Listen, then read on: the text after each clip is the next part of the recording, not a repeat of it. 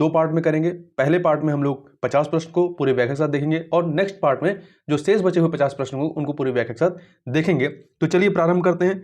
और यहाँ ध्यान रखिएगा कि ये जितने भी प्रश्न हैं आपके जीएस के, ये आपके जो भी कंपटीशन के पेपर हैं, चाहे आपके यूपी पीसीएस हो, चाहे बीपीएससी हो, चाहे एमपी पीसीएस हो या उत्तराखंड पीसीएस, ये हर तरह के परीक्षाओं के लिए ये जीएस आपके लिए महत्वपूर्ण रहेंगे।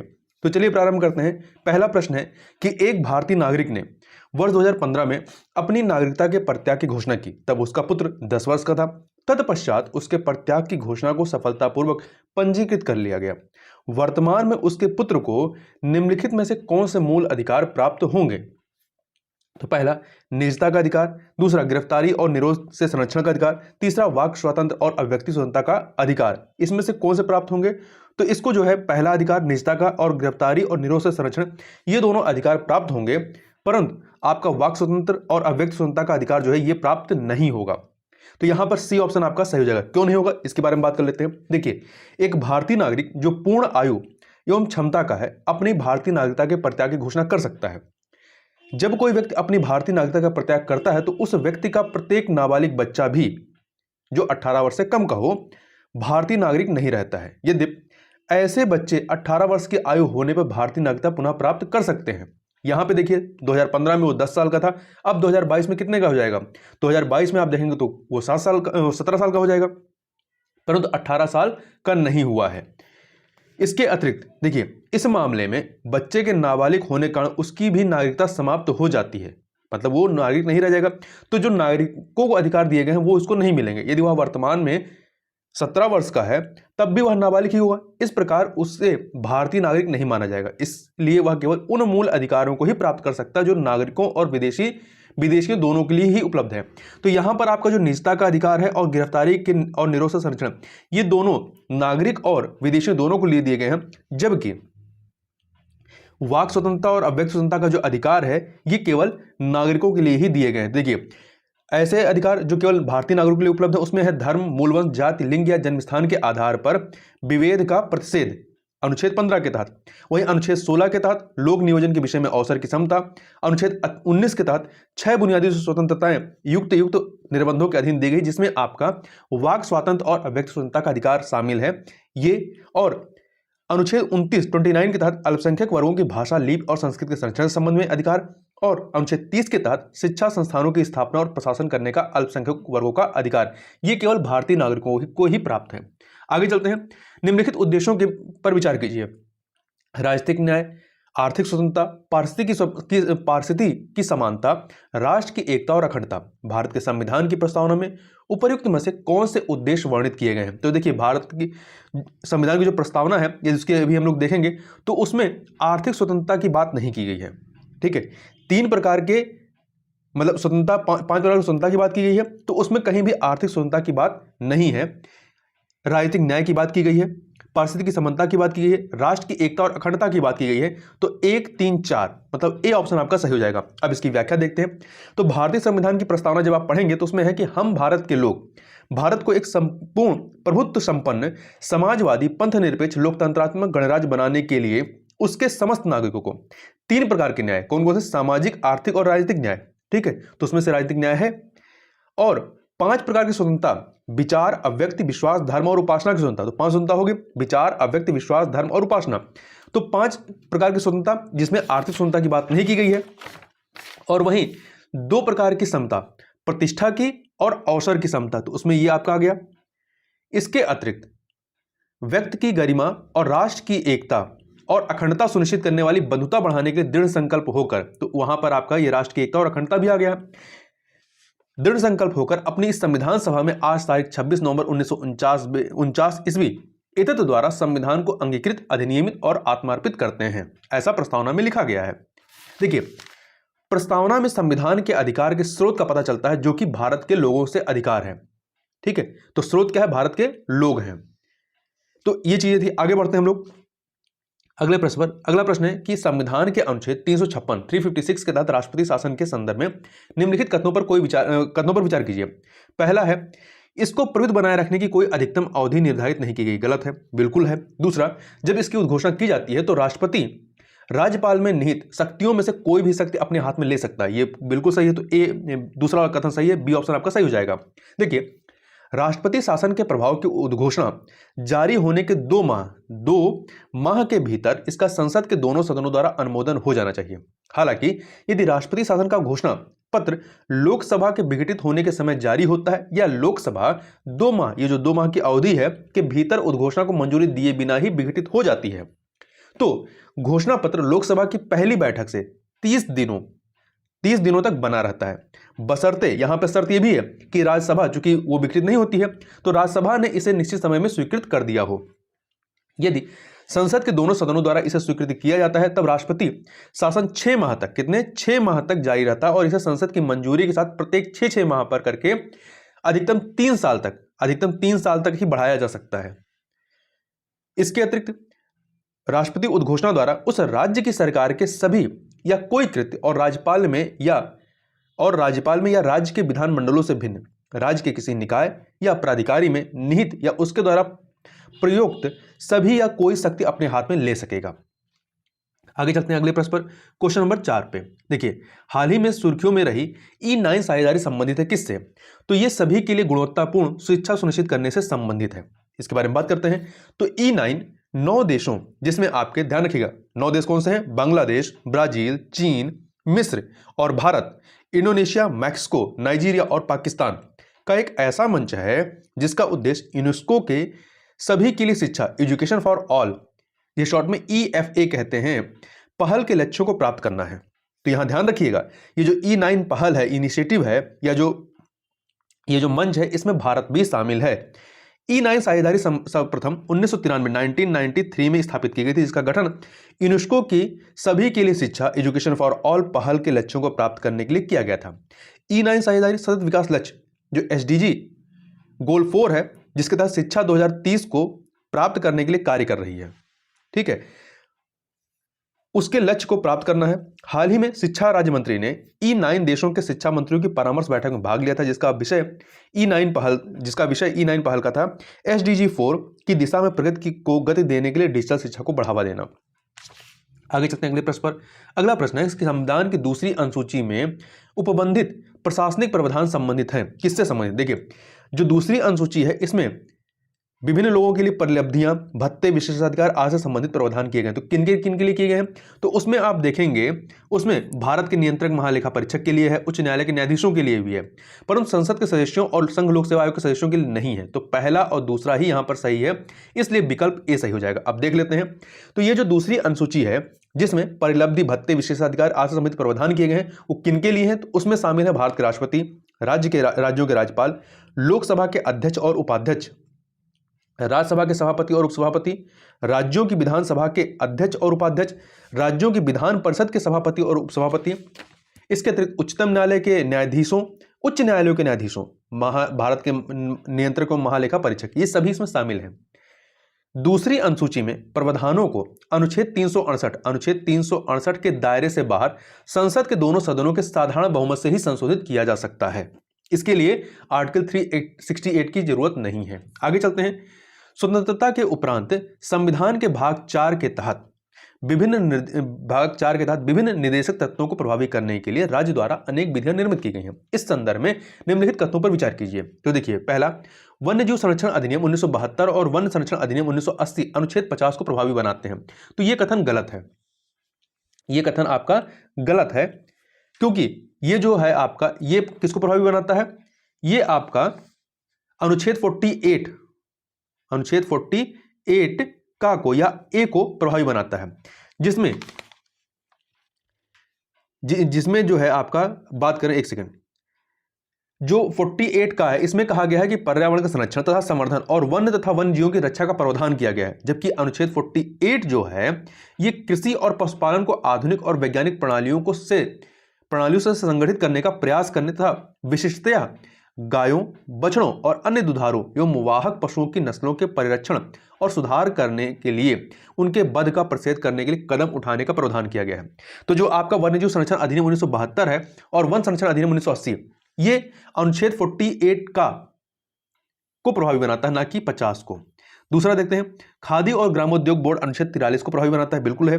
क्योंकि 43 में क्या कहा गया है, राज्य के ग्रामीण क्षेत्रों में कुटीर उद्योगों को वैयक्तिक या सहकारी आधार पर बढ़ाने का प्रयास करने का प्रावधान करता है। इसलिए अनुच्छेद 43 को प्रभावी करने के लिए खादी और ग्रामोद्योग बोर्ड, खादी और ग्रामोद्योग आयोग, लघु उद्योग बोर्ड आदि की स्थापना की गई है। वहीं तीसरा देखते हैं, 73वें संविधान संशोधन अधिनियम अनुच्छेद 40 को प्रभावी बनाता है। बिल्कुल सही बात है, क्योंकि अनुच्छेद 40 में क्या कहा गया है, राज्यों के द्वारा ग्राम पंचायतों को संगठित करने और उन्हें स्वायत्त शासन की इकाइयों के रूप में कार्य करने योग्य बनाने हेतु आवश्यक उपबंध करने का प्रावधान करता है ये। इसलिए अनुच्छेद 40 को प्रभावी बनाने के लिए संविधान संशोधन अधिनियम 73 को पारित किया गया था। तो यहां पर पहला नहीं सही है, दूसरा तीसरा सही है, इसलिए सी ऑप्शन आपका सही हो जाएगा। आगे चलते हैं अगले प्रश्न पर। अगला प्रश्न है कि हाल ही में सुर्खियों में रहे दरबार स्थानांतरण, दरबार मूव का संबंध किससे है? तो इसका संबंध है जम्मू और कश्मीर की राजधानी के द्विवार्षिक स्थानांतरण से। देखिए, हाल ही में 144 वर्षों में पहली बार जम्मू कश्मीर प्रशासन द्वारा वर्तमान कोविड-19 संकट के मद्देनजर संघ राज्य क्षेत्र, अब चूंकि पहले राज्य था अब यह संघ राज्य क्षेत्र हो गया, कि राजधानी के वर्ष में 2 बार होने वाले स्थानांतरण, जिसे दरबार स्थानांतरण या दरबार मूव कहा जाता है, को रोक दिया गया है। देखिए, यहां पर जो श्रीनगर है वो ग्रीष्मकालीन राजधानी है, जबकि जम्मू जो है वो शीतकालीन राजधानी है। आगे चलते हैं, सरकार के संसदीय स्वरूप के संदर्भ में निम्नलिखित कथनों पर विचार कीजिए। तो पहला, मंत्रीगण प्रक्रिया की गोपनीयता के सिद्धांत पर कार्य करते हैं। बिल्कुल सही बात है। मंत्रीगण विधायिका और कार्यपालिका दोनों के सदस्य होते हैं, यह भी सही है। तीसरा, प्रधानमंत्री मंत्रिपरिषद का नेता या प्रधान होता है, यह भी सही है। तीनों कथन यहां पर सही है, इसलिए डी ऑप्शन सही हो जाएगा। देखिए, अब थोड़ा सा इसके बारे में चर्चा करें तो दोहरी सदस्यता की बात करें तो मंत्री जो होता है वो विधायिका और कार्यपालिका दोनों के सदस्य होते हैं। इसका अर्थ है कि कोई भी व्यक्ति बिना संसद का सदस्य बने हुए मंत्री नहीं बन सकता है। संविधान यह उपबंधित करता है कि यदि कोई व्यक्ति संसद का सदस्य नहीं है और मंत्री बनता है तो उसे 6 माह के भीतर संसद का सदस्य बनना होगा। दूसरा, सरकार की इस व्यवस्था में प्रधानमंत्री नेतृत्वकर्ता की भूमिका निभाता है। वह मंत्रिपरिषद का, संसद का और सत्तारूढ़ दल का नेता होता है। इन क्षमताओं में वह सरकार के संचालन में महत्वपूर्ण और अत्यंत निर्णायक भूमिका निभाता है। वहीं गोपनीयता वाली बात करें जो दूसरे कथन में कहा गया है, तो देखिए, मंत्री जो होता है गोपनीयता के सिद्धांत पर कार्य करते हैं और अपनी कार्यवाहियों, नीतियों एवं निर्णयों के संबंध में जानकारी नहीं दे सकते हैं। वे अपना पद ग्रहण करने से पूर्व गोपनीयता की शपथ लेते हैं। मंत्रियों को गोपनीयता की शपथ राष्ट्रपति द्वारा दिलाई जाती है। आगे चलते हैं अगले प्रश्न पर। मूल अधिकारों पर राष्ट्रीय आपातकाल के प्रभाव के संदर्भ में निम्नलिखित कथनों पर विचार कीजिए। पहला, जब राष्ट्रीय आपातकाल की उद्घोषणा की जाती है तो अनुच्छेद 19 स्वतः निलंबित हो जाता है। यह कथन आपका सही नहीं है, पहला कथन सही नहीं है। दूसरा, राष्ट्रीय आपातकाल के दौरान किसी भी मूल अधिकारों के प्रवर्तन को निलंबित करने वाले राष्ट्रपति के आदेश को संसद के अनुमोदन की आवश्यकता होती है। यह कथन आपका बिल्कुल सही है, तो यहां पर बी ऑप्शन आपका सही हो जाएगा। इसकी व्याख्या थोड़ा देखें, महत्वपूर्ण है। तो देखिए, अनुच्छेद 358 एंड 359 ये जो दोनों हैं ये मूल अधिकारों पर राष्ट्रीय आपातकाल के प्रभाव का वर्णन करते हैं। अनुच्छेद 358 अनुच्छेद 19 द्वारा प्रत्याभूत मूल अधिकारों के निलंबन से संबंधित है, जबकि 359 जो है यह अन्य मूल अधिकारों के निलंबन अनुच्छेद 20 और 21 द्वारा प्रत्याभूत अधिकारों को छोड़ करके से संबंधित है।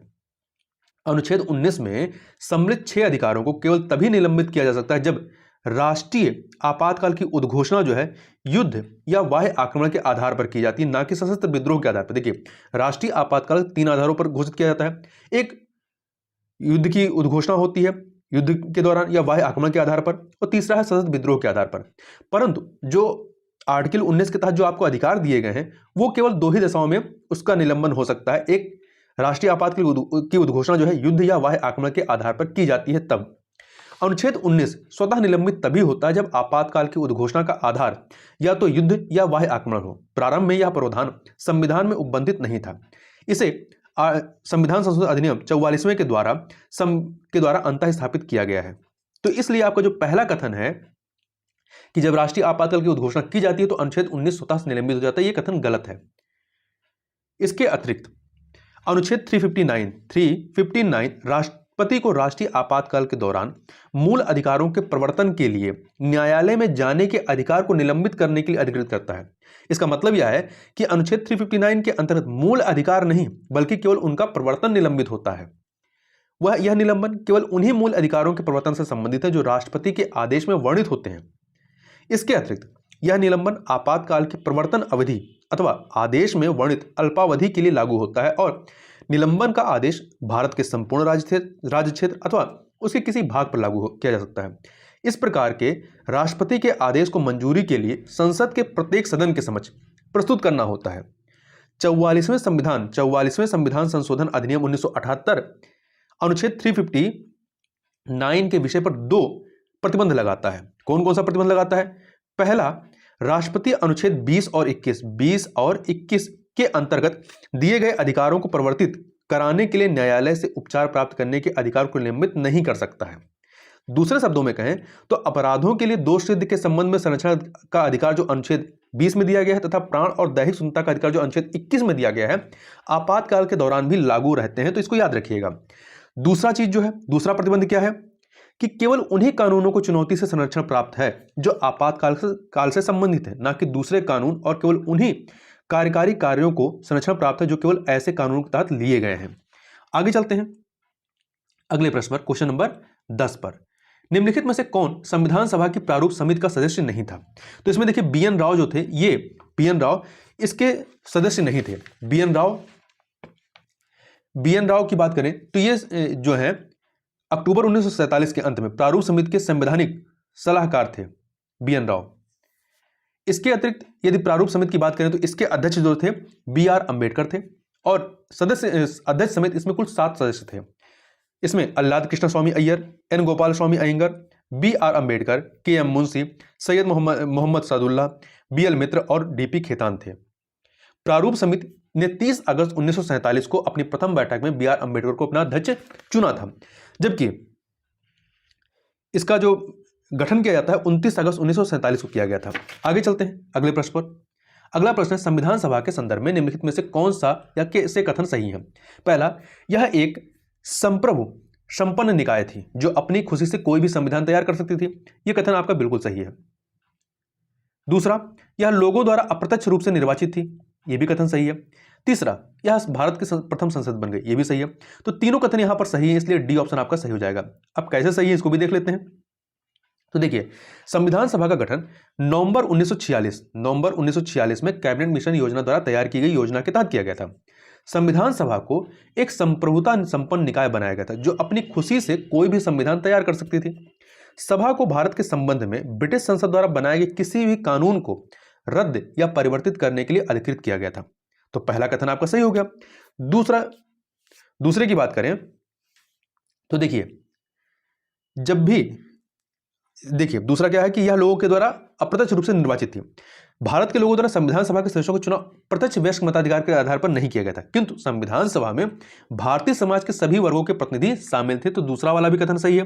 तीसरा जो बात करते हैं, यह भारत की प्रथम संसद बन गई थी। तो देखिए, यह एक विधायी निकाय के रूप में कार्य करता था, अर्थात इसे 2 पृथक कार्य सौंपे गए थे। पहला, स्वतंत्र भारत के लिए एक संविधान का निर्माण करना। दूसरा, देश के लिए साधारण कानूनों का निर्माण करना। इस प्रकार संविधान सभा स्वतंत्र भारत की पहली संसद बन गई, मतलब अधिराज विधानमंडल बन गई। जब भी सभा की बैठक संविधान सभा के रूप में की जाती थी तो इसकी अध्यक्षता डॉक्टर राजेंद्र प्रसाद द्वारा की जाती थी, और जब इसकी बैठक संसद के रूप में होती थी तब इसकी अध्यक्षता जीवी मावलंकर के द्वारा की जाती थी। ये दोनों कार्य जो है 26 नवंबर 1949 तक जारी रहे, जब तक संविधान के निर्माण का कार्य समाप्त नहीं हुआ। आगे चलते हैं क्वेश्चन नंबर 12 पे। भारतीय संविधान के भाग 3 के अंतर्गत प्रदान किए गए धार्मिक स्वतंत्रता का अधिकार जो अनुच्छेद 25 से 28 है के संदर्भ में निम्नलिखित कथनों पर विचार कीजिए। ये केवल धार्मिक विश्वासों को आच्छादित करते हैं किंतु धार्मिक प्रथाओं और अनुष्ठानों को आच्छादित नहीं करते हैं। तो ये कथन आपका गलत है। ये कथन गलत है क्योंकि देखिए आर्टिकल 25 जो 25 है न केवल धार्मिक विश्वासों को बल्कि धार्मिक आचरणों अर्थात अनुष्ठानों को भी समाहित करता है। दूसरा, राज्य द्वारा प्रशासित किसी भी शैक्षिक संस्थान में कोई धार्मिक शिक्षा नहीं दी जाएगी। तो यह कथन गलत है। पहला भी गलत है, दूसरा भी गलत है, इसलिए डी ऑप्शन यहां पर सही हो जाएगा। कैसे गलत है इसको भी देख लेते हैं। पहला देख लीजिए, दूसरा देखते हैं। देखिए अनुच्छेद 28 आर्टिकल 28 के अंतर्गत राज्य निधि से पूर्णतः पोषित किसी शिक्षा संस्थान में कोई धार्मिक शिक्षा नहीं दी जाएगी। ये पूरी तरह सही है। हालांकि ऐसी कोई बात ऐसी शिक्षा संस्था को लागू नहीं होगी जिसका प्रशासन राज्य करता है, किंतु जो किसी ऐसे विन्यास या न्यास अर्थात ट्रस्ट के अधीन स्थापित हुई है जिसके अनुसार उस संस्था में धार्मिक शिक्षा देना आवश्यक है। यहां ध्यान रखिएगा कि अनुच्छेद 28 चार प्रकार के शैक्षिक संस्थानों में विभेद करता है। पहला, ऐसे संस्थान जिनका रख रखाव पूर्णतः राज्य द्वारा किया जाता है। दूसरा, ऐसे संस्थान जिनका, यहां देखिए, ऐसे संस्थान जिनका रख रखाव पूर्णतः राज्य द्वारा किया जाता है, यहां पर धार्मिक निर्देश पूरी तरह प्रतिबंधित है, यहां मतलब धार्मिक शिक्षा नहीं दी जा सकती है। दूसरा, ऐसे संस्थान जिनका प्रशासन राज्य द्वारा किया जाता है किंतु या लेकिन उसकी स्थापना किसी विन्यास या न्यास के या ट्रस्ट के अंतर्गत हुई है, तो यहां धार्मिक शिक्षा की अनुमति होती है। तीसरा, राज्य द्वारा मान्यता प्राप्त संस्थान और राज्य द्वारा वित्तीय सहायता प्राप्त करने वाले संस्थान। तो इन दोनों में, ये जो दोनों हैं, इनमें स्वैच्छिक आधार पर धार्मिक शिक्षा की अनुमति होती है। आगे चलते हैं अगले प्रश्न पर। क्वेश्चन, तो यहां पर देखिए, यहां पे दोनों भी आपके सही नहीं थे, डी ऑप्शन हो गया। अगला है, निम्नलिखित में से कौन सा अनिवार्य रूप से एक संघीय राज्य व्यवस्था की विशेषता नहीं है? तो दोहरी नागरिकता इसकी विशेषता बिल्कुल नहीं है। स्वतंत्र न्यायपालिका, कठोर संविधान, संविधान की सर्वोच्चता, ये सभी हैं संघीय राज्य व्यवस्था की विशेषताएं, परंतु दोहरी नागरिकता नहीं है। दोहरी नागरिकता किसी संघीय राज्य व्यवस्था की अनिवार्य विशेषता नहीं है। भारत जैसे कुछ संघीय देशों में एकल नागरिकता है। आगे चलते हैं अगले प्रश्न पर। क्वेश्चन नंबर 14, निम्नलिखित युग्मों पर विचार कीजिए। पहल या इनिशिएटिव क्या होता है? ये जो है आपका मतदाताओं के प्रत्यक्ष मतों द्वारा प्रस्तावित कानूनों का निर्णय करना, ये पहल होता है, ये सही है। दूसरा, प्रत्याशी को वापस बुलाना, महत्वपूर्ण सार्वजनिक प्रश्न पर प्रत्यक्ष मत के माध्यम से मतदाताओं की राय लेना या रिकॉल, ये प्रत्याशी को वापस बुलाना नहीं होता, ये गलत है। ये होता क्या है? प्रत्याशी को वापस बुलाना किसी प्रतिनिधि या अधिकारी को उसके कार्यकाल की समाप्ति से पहले हटाना ही प्रत्याशी को वापस बुलाना होता है। तो दो का सही सुमेलित इससे है। जबकि लोकमत क्या होता है? लोकमत इससे सुमेलित नहीं है। लोकमत सुमेलित है यहां से, महत्वपूर्ण सार्वजनिक प्रश्न पर प्रत्यक्ष मत के माध्यम से मतदाताओं की राय लेना, यह लोकमत होता है। तो यहां पर केवल पहला वाला ही कथन सही है, अन्य दोनों गलत है। तो ए ऑप्शन आपका सही हो जाएगा। आगे चलते हैं। क्वेश्चन नंबर 15, भारतीय संविधान के भाग 4A के अंतर्गत निम्नलिखित में से कौन से प्रावधान मौलिक कर्तव्य हैं? तो इसमें देखते हैं, पहला, संविधान का पालन करना और उसके आदर्शों और संस्थाओं का आदर करना, सही बात है, यह है। दूसरा, नदियों और वन्य जीवों की रक्षा और संवर्धन करना, नदियों और वन्य जीवों की रक्षा और संवर्धन करना, यह भी शामिल है मौलिक कर्तव्य में। तीसरा, एक सामान्य न्याय और लोगों के कल्याण को बढ़ावा देना, यह जो है आपका इसके तहत नहीं आता है मौलिक कर्तव्य। ये तीसरा वाला मौलिक कर्तव्य में नहीं आता, क्योंकि सामान्य न्याय को बढ़ावा देना और लोगों का कल्याण, ये सामान्य न्याय को बढ़ावा देना ये अनुच्छेद 39A के तहत है, और लोगों का कल्याण जो है वो अनुच्छेद 38 में है। और ये दोनों ही संविधान के भाग 4 में प्रदत्त राज्य के नीति निर्देशक तत्व के भाग हैं, ना कि मौलिक कर्तव्य के। इसके अतिरिक्त भारत के सभी लोगों में समरसता और समान भातृत्व की भावना को बढ़ावा देना, ये भी मौलिक कर्तव्य में है। तो तीसरा हटा दीजिए, तो 1 2 4 ये आपका सही हो जाएगा, 1 2 4 डी ऑप्शन। आगे चलते हैं अगले प्रश्न पर। क्वेश्चन नंबर 16, राज्य के नीति निदेशक तत्व के निम्नलिखित किन दो निदेशक तत्वों को अनुच्छेद 14 और अनुच्छेद 19 के अंतर्गत मौलिक अधिकारों पर वरीयता दी गई है? तो यह है आपका अनुच्छेद 39B और अनुच्छेद 39C। अब इसमें है क्या, इसको देख लेते हैं। अनुच्छेद 39B में कहा गया है, सामूहिक हित के लिए समुदाय के भौतिक संसाधनों के समान वितरण का प्रावधान करता है। और वहीं अनुच्छेद 39C जो है, यह धन एवं उत्पादन साधनों के संकेंद्रण को रोकने से संबंधित उपबंध करती है। देखिए, गोलकनाथ वाद जो कि 1967 का वाद था, इसमें उच्चतम न्यायालय ने स्पष्ट किया, 67 है 67 ने उच्चतम न्यायालय ने स्पष्ट किया था कि संसद राज्य के नीति निदेशक तत्व को प्रभावी करने के लिए मौलिक अधिकारों में संशोधन नहीं कर सकती है। संसद ने गोलकनाथ वाद 1967 में उच्चतम न्यायालय के निर्णय पर संविधान के 25वें संविधान संशोधन अधिनियम के द्वारा प्रतिक्रिया व्यक्त की, जिसके फलस्वरूप भाग 3 में जो मौलिक अधिकार है, एक नया अनुच्छेद 31C को जोड़ा गया। कौन जोड़ा गया? 31C को जोड़ा गया। 31C में दो प्रावधान अंतर्विष्ट है। कौन कौन से? पहला है कि यदि अनुच्छेद 39B और 39C में वर्णित राज्य के नीति तत्वों को लागू कराने वाली किसी विधि को इस आधार पर असंवैधानिक और शून्य घोषित नहीं किया जा सकता है कि वह अनुच्छेद 14 और अनुच्छेद 19 या अनुच्छेद 31 द्वारा प्रदत्त मौलिक अधिकारों का उल्लंघन करता है। दूसरा, कोई विधि जिसमें यह घोषणा हो कि वह अनुच्छेद 39B और अनुच्छेद 39C में वर्णित राज्य के नीति तत्वों को प्रभावी करने के लिए है, किसी न्यायालय में इस आधार पर प्रश्नगत नहीं की जाएगी कि वह ऐसी नीति को प्रभावी नहीं करती। तो इस प्रकार इन दोनों सिद्धांतों, निदेशक सिद्धांतों 39B और 39C अनुच्छेद 14 समानता का अधिकार और अनुच्छेद 19 वाक एवं अव्यक्त सुनता पर वरीयता दी गई है। आगे चलते हैं क्वेश्चन नंबर 17। भारतीय संविधान के भाग 4 के अंतर्गत प्रदत्त नीति निदेशक तत्वों के संदर्भ में निम्नलिखित तत्वों पर विचार कीजिए। ग्रामीण क्षेत्रों में व्यक्तिगत या सहकारी आधार पर कुटीर उद्योगों का प्रोत्साहन देना। दूसरा, काम पाने का तथा बुढ़ापा, बीमारी और निःशक्तता के मामले में लोक सहायता और अधिकार सुनिश्चित करना। तीसरा, अनुसूचित जाति अर्थात एससी और अनुसूचित जनजाति एसटी और समाज के अन्य कमजोर वर्गों के शैक्षणिक एवं आर्थिक हितों को प्रोत्साहन देना तथा सहकारी समितियों के स्वैच्छिक गठन को प्रोत्साहन देना। तो ये जो है बताना उपयुक्त निदेशक तत्वों में से कौन से गांधीवादी विचारधारा पर आधारित रहे। देखिए यहाँ पे कोई मतलब फिक्स क्राइटेरिया नहीं है, परंतु इसमें आप देखेंगे तो पहला, तीसरा और चौथा ये गांधीवादी विचारधारा पर आधारित है, जबकि जो अनुच्छेद ये जो दूसरा वाला है काम पाने का तथा बुढ़ापा, बीमारी और निःशक्तता के मामले में लोक सहायता का अधिकार जो है सुनिश्चित करना, ये एक समाजवादी नीति निदेशक तत्व है। ये आपका आर्टिकल 41 के तहत है। वहीं पे ग्रामीण क्षेत्रों में व्यक्तिगत व सहकारी आधार पर कुटीर उद्योगों को प्रोत्साहन देना, ये आर्टिकल 43 के तहत है। और वहीं पे सहकारी समितियों के स्वैच्छिक गठन को प्रोत्साहन देना, ये आपका 43B के तहत आता है। वहीं अनुसूचित जाति, अनुसूचित जनजाति और समाज के अन्य वर्गों के लिए शैक्षणिक एवं आर्थिक हितों का प्रोत्साहन देना, ये आर्टिकल 46 के तहत आता है। आगे चलते हैं तो यहां पर देखिए, यहां पे पहला, तीसरा, चौथा अर्थात सी ऑप्शन यहां पे सही होगा। सशस्त्र बलों के मूल अधिकारों की प्रयोज्यता के संदर्भ में निम्नलिखित कथनों पर विचार कीजिए। पहला, संसद द्वारा सशस्त्र बलों के सदस्यों के मूल अधिकारों को प्रतिबंधित किया जा सकता है किंतु उन्हें निरस्त नहीं किया जा सकता। यह कथन गलत है।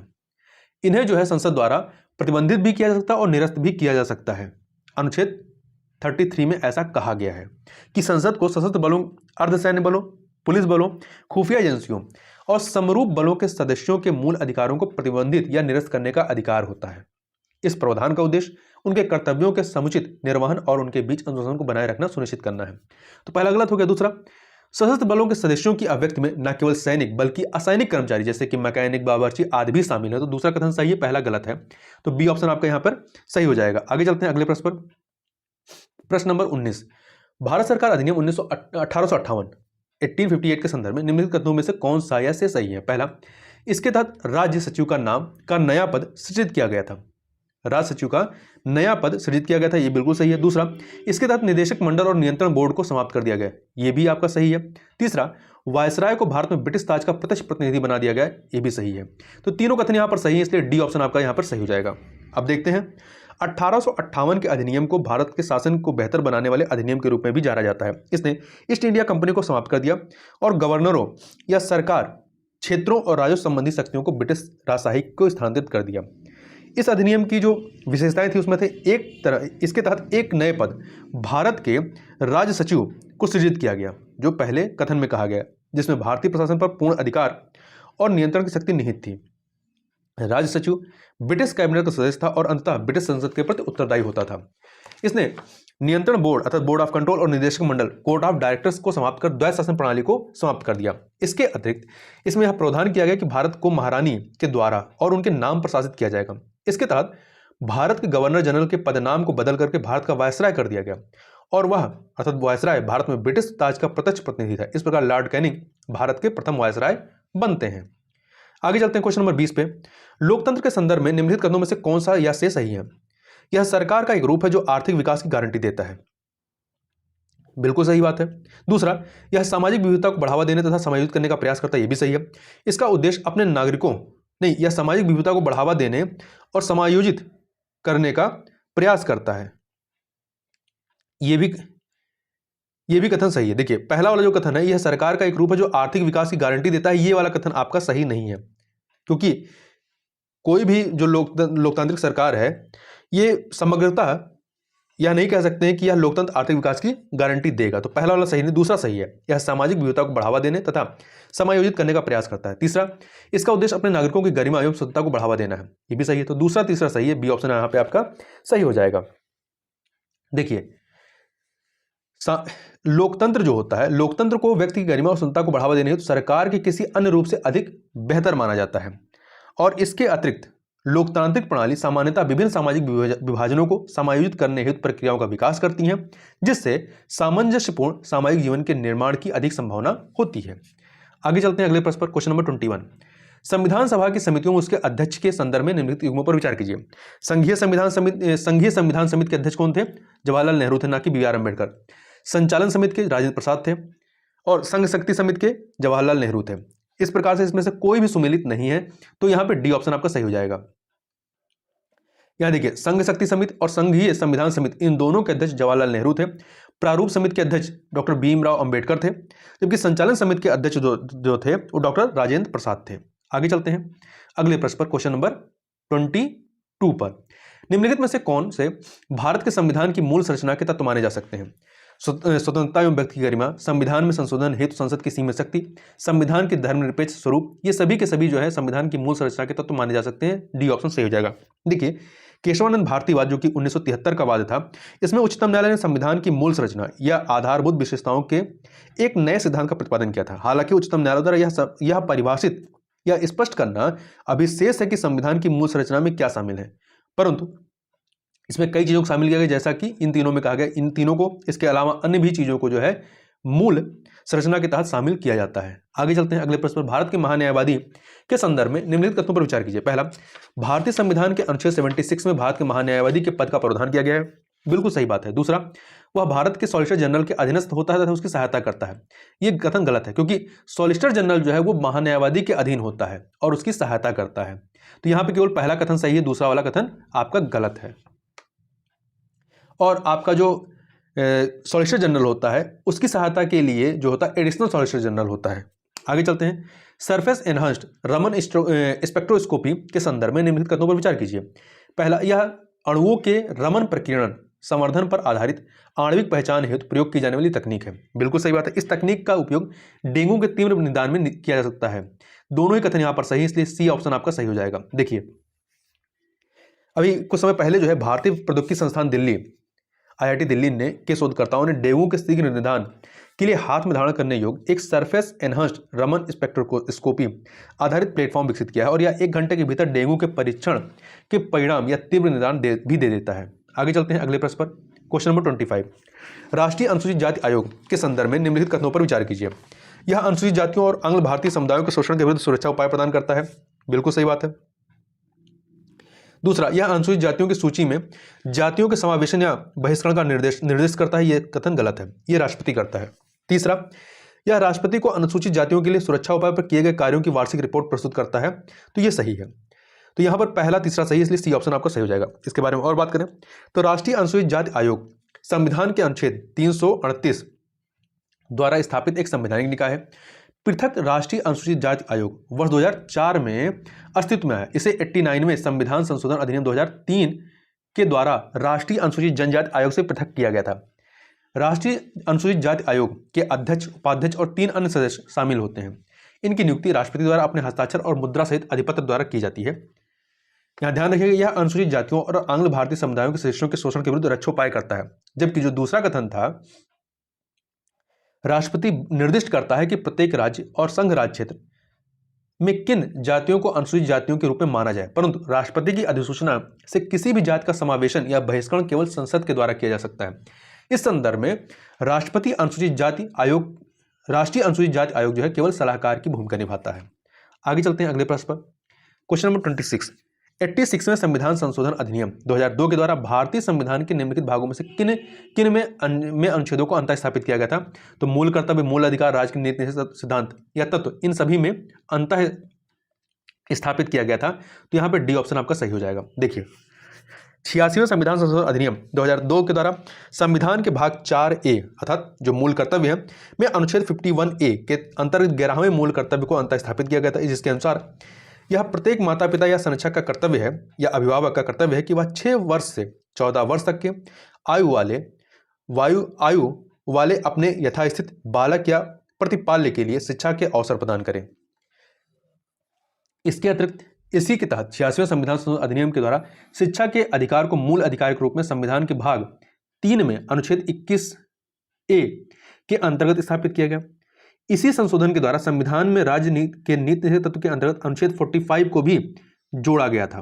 ठीक है, तो ये तीनों में अंतर स्थापित होता है। आगे चलते हैं। रासायनिक हथियार निषेध संगठन OPCW के संदर्भ में निम्नलिखित कथनों पर विचार कीजिए। यह रासायनिक हथियार कन्वेंशन 1997 हेतु कार्यान्वयन निकाय है, बिल्कुल सही है। यह हस्ताक्षरकर्ता देशों में निरीक्षण करने हेतु अधिकृत है, ये भी सही है।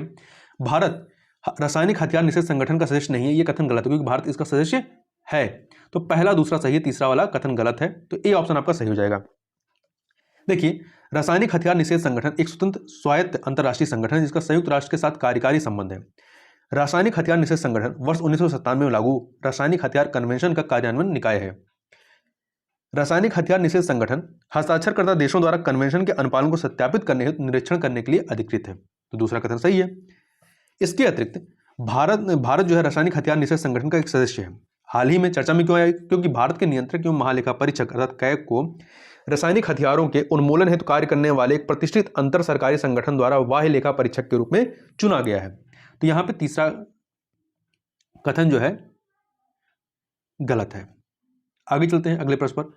क्वेश्चन नंबर 28, केंद्रीय सतर्कता आयोग के संदर्भ में निम्नलिखित कथनों पर विचार कीजिए। इसकी स्थापना वर्ष 1964 में एक सांविधिक निकाय के द्वारा हुई थी।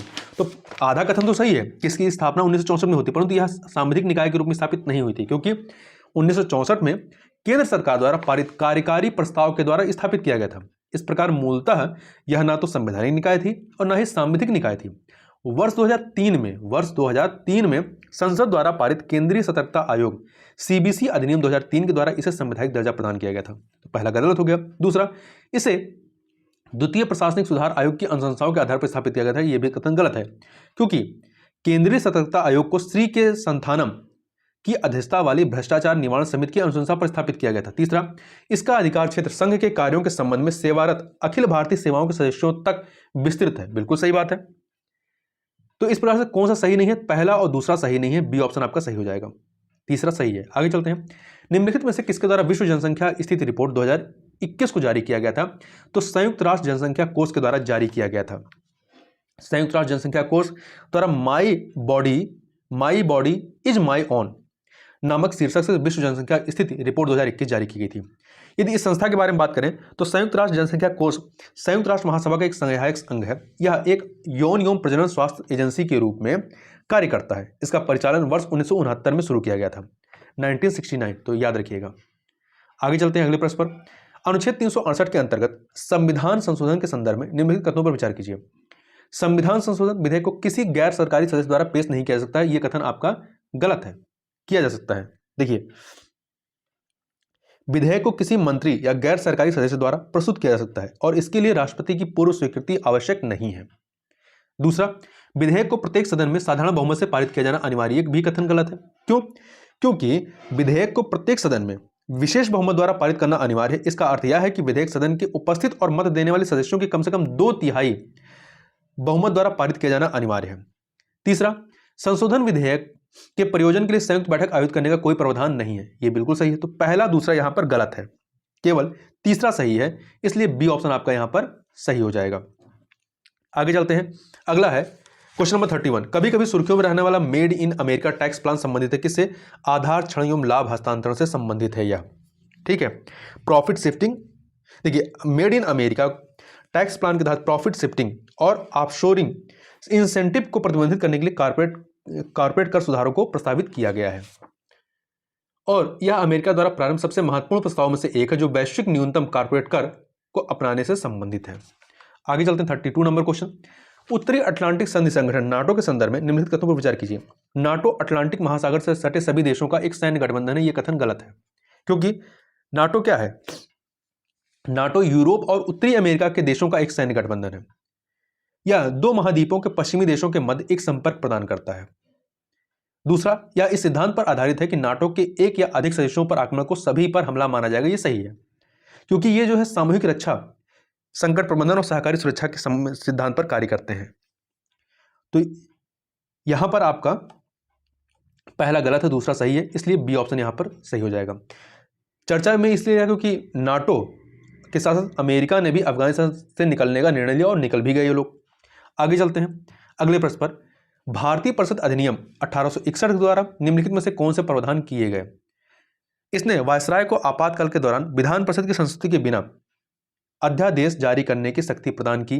बिल्कुल सही बात है, प्रदान की थी, और ऐसे अध्यादेश की समयावधि 6 माह थी। कितनी थी? 6 माह। दूसरा, इसने विधि निर्माण की प्रक्रिया में भारतीय प्रतिनिधियों को शामिल करने की शुरुआत की, ये भी बात सही है।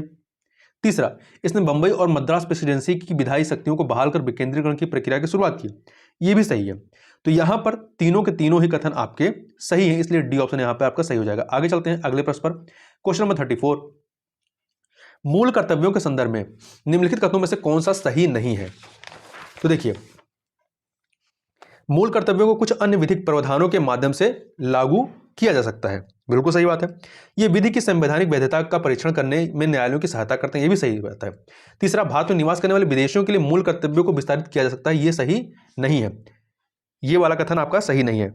मूल कर्तव्यों को केवल नागरिकों तक ही सीमित है तथा विदेशियों तक विस्तारित नहीं होता है। हालांकि कुछ मूल अधिकार जो होते हैं, जैसे कि अनुच्छेद 15, अनुच्छेद 16, अनुच्छेद 19, अनुच्छेद 29, अनुच्छेद 30 को छोड़कर विदेशियों के लिए भी विस्तारित हो सकते हैं। जो मूल अधिकार हैं वो विदेशियों तक भी विस्तारित होते हैं, परंतु मूल कर्तव्य नहीं।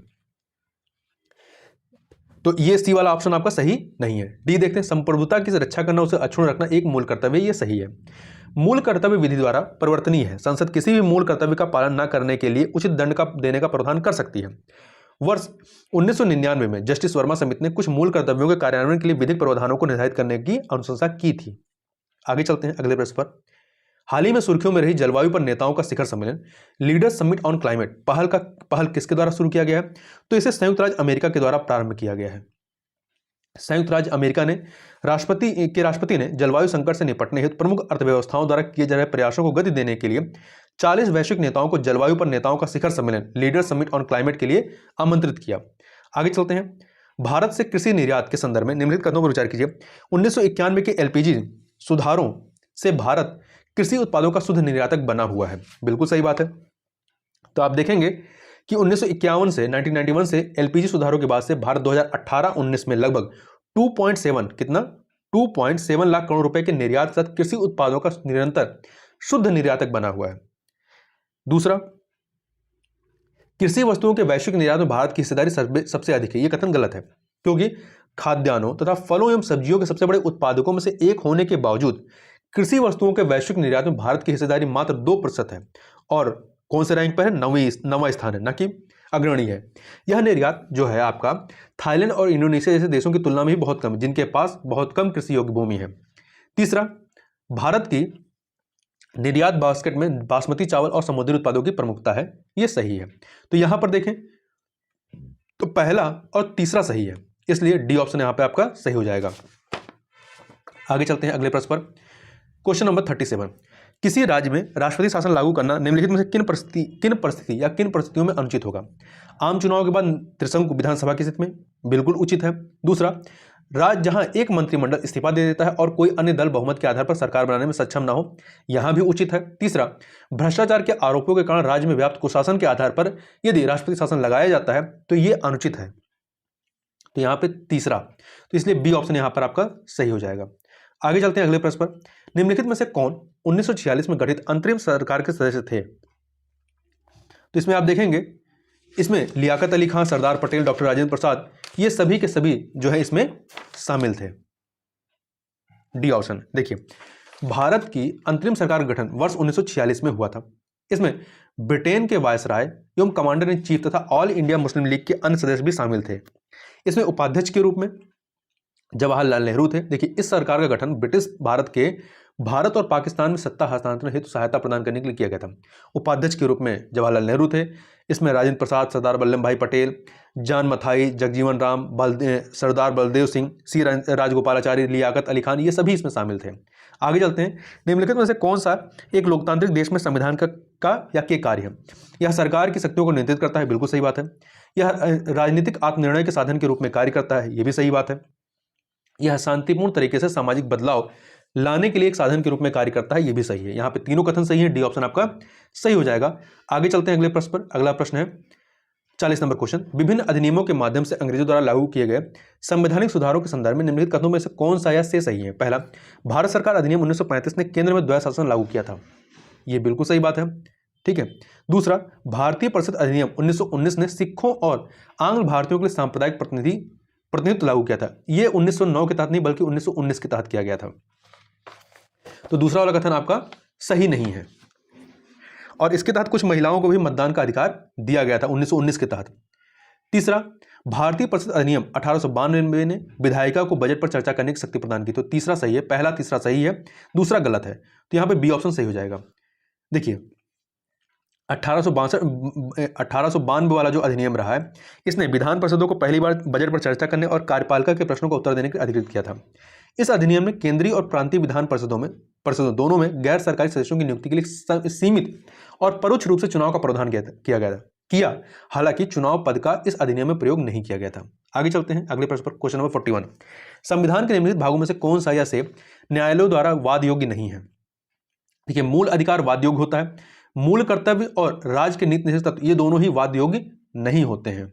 ठीक है, तो यहां पर कौन सा वाद योग्य है, कौन सा वाद योग्य नहीं है? तो दूसरा तीसरा, मूल कर्तव्य और राज्य के नीति निषेध तत्व। तो 2 और 3 यहां पे सी ऑप्शन आपका सही हो जाएगा। आगे चलते हैं। निम्नलिखित में से किसने राज्य की नीति के निदेशक तत्व को राज्य के अधिकारियों के लिए नैतिक उपदेश के रूप में वर्णित किया है? तो बेनेगल नरसिंह राव ने, BN राव ने इसको ऐसा कहा था। इनका कहना था कि निदेशक तत्वों की प्रकृति राज्य के अधिकारियों के लिए नैतिक उपदेशों के रूप में है और ये सहज आलोचना के लिए खुले हैं। हालांकि संविधान नैतिक उपदेशों की जगह नहीं है। बेनेगल नरसिंह राव या BN राव संविधान सभा के संवैधानिक सलाहकार थे, जबकि LM सिंघवी ने कहा था इनके अनुसार निदेशक तत्व जो है संविधान को जीवन दान देने वाली संस्थाएं हैं। और TM कृष्णमाचारी ने निदेशक तत्वों को भावनाओं का एक स्थायी कूड़ा घर बताया था। आगे चलते हैं अगले प्रश्न पर। क्वेश्चन नंबर 43, भारत सरकार किसी व्यक्ति को देशीकरण प्रमाण पत्र प्रदान कर सकती है यदि वह किसी भी देश का नागरिक हो और उस देश की नागरिकता त्याग करने का वचन देता है। बिल्कुल सही बात है। वह संविधान की 8वीं अनुसूची में उल्लिखित किसी एक भाषा का यथा योग्य ज्ञान रखता हो, यह भी सही है।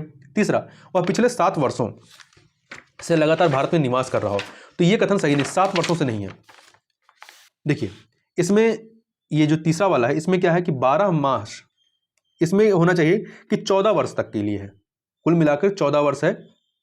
इसमें कैसे 14 वर्ष है? देखिए, आवेदन की तारीख से अव्यहित पूर्व 12 मास की कालावधि भर वह या तो भारत में निवासी रहा हो या भारत में की किसी सरकार की सेवा में रहा हो, अथवा भागता अर्थात अंशतः निवासी रहा हो और अंशतः सेवा में रहा हो।